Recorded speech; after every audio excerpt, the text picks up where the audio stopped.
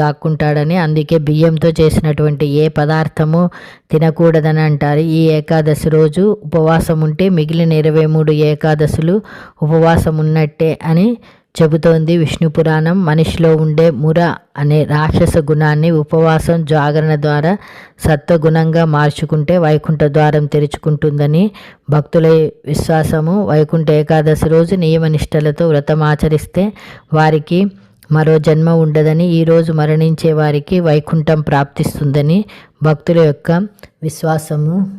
వైకుంఠ ఏకాదశి రోజున సూర్యోదయం కంటే ముందే నిద్రలేచి స్నానం చేయాలి.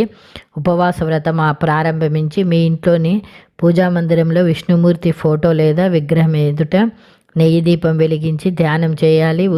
విష్ణు పూజ చేసే సమయంలో తులసి పుష్పాలు, గంగాజలం, పంచామృతం చేర్చాలి. సాయంకాల వేళ తాజా పండ్లను తినవచ్చు. ఏకాదశి మరుసటి రోజున